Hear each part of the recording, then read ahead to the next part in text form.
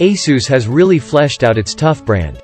While previously people have seen it as a budget ROG counterpart, now the brand is its own thing, pumping out great devices on the regular.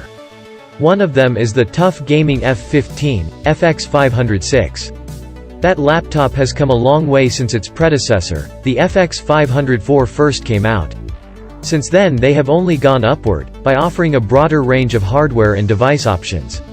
This device packs the well-known Intel Comet Lake H processors, which are still great when it comes to gaming and can handle a variety of different work as well, making for a versatile device.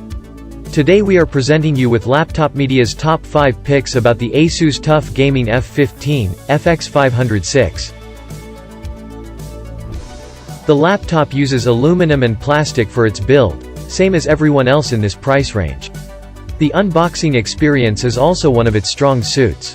The laptop comes in a cardboard box with a handle, which is decorated with some honeycomb patterns and has some colorful stickers, which are quickly becoming the TUF Gaming brand identity.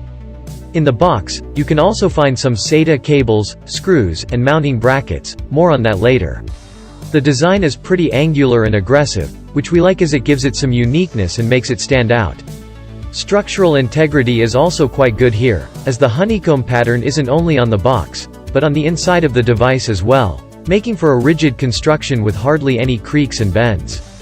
Weight and height-wise, the laptop has a profile of around 25 mm and weighs in at 2.30 kilograms, which is quite standard for budget gaming notebooks.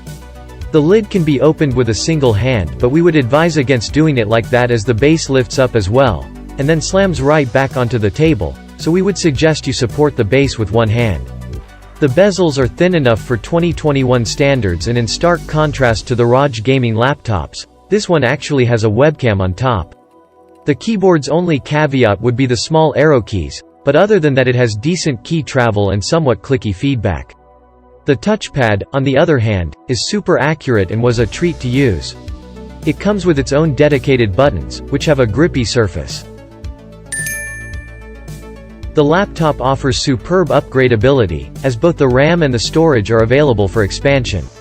This is done through 2 SODIMM slots and 2 M.2 PCIe X4 slots. The SODIMM slots work in dual channel and can hold up to 64 GB of RAM. There is also a 2.5-inch SATA drive bay.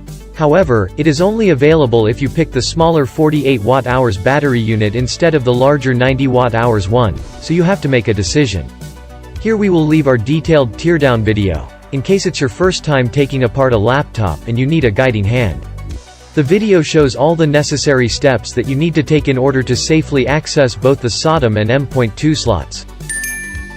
Please remember, it would be of great help to us if you just hit the like button and subscribe to our channel. The laptop offers 2 displays to choose from.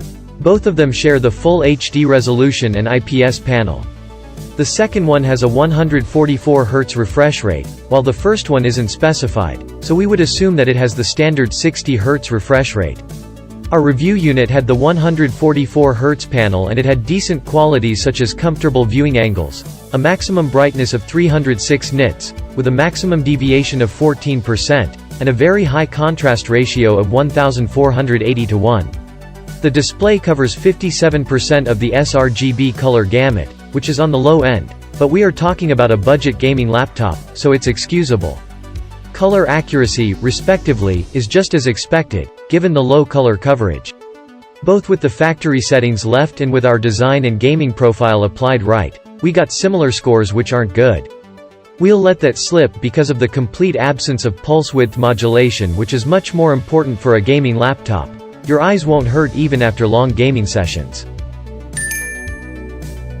The cooling on the device is really well thought of.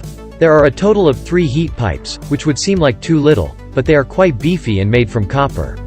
2 of them are shared between the CPU and GPU, and the third one is intended for the GPU only. There is also a metal bracket, which helps dissipate heat from the video memory modules. Interestingly, while there are 3 heat sinks, ASUS went against one of them, cooling the VRMs. The cooling does a fantastic job, with our stress test showing that even after 15 minutes of heavy load, the Core i7-10870H remains at a very reasonable 73 degrees Celsius, running at 2.43 GHz. The comfort was 50-50, as while the outside temperature sat at a measly 36.8 degrees Celsius, the fans were quite noisy, especially if you switch the turbo mode on. The I/O is missing some key features, which would have really set this laptop apart from its competition. The lack of Thunderbolt support and microSD isn't a deal-breaker, it just would have been nice to have. With that said, you get a total of 4 USB ports, 1 Type-C 3.2 Gen.2, 2 Type-A 3.2 Gen.1, and 1 more Type-A 2.0, an audio jack, HDMI, and RJ45 connectors, as well as the power plug.